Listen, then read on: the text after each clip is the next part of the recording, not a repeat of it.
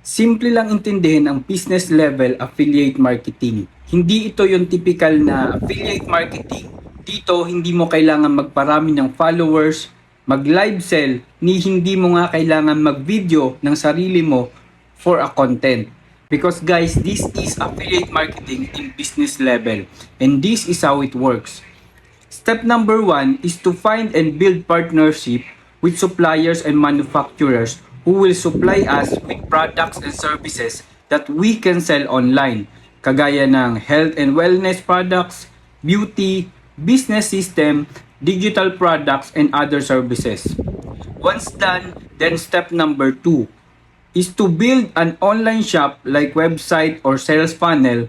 Of course, dapat meron na itong customer support, logistics, and fulfillment na mag-a-assist at magpapak at magdi-deliver ng orders ng customers nationwide.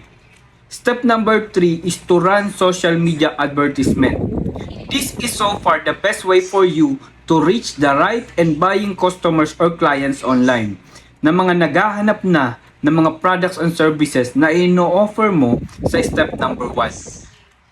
For as low as 100 pesos, you can reach about 1,000 potential clients and customers. Hindi mo na kailangan gumawa ng sariling content dahil may ready-made promotional materials na for each product and services na gusto mong ibenta online. As affiliate marketer, you will have to focus on advertising. Simply put your time and effort in running social media advertisement. Listen, kung gusto mong matutunan on how to run social media advertisement and itong business level affiliate marketing, iniimbitahan ka namin for this training program from Mondays to Fridays. Go visit our website and see you there.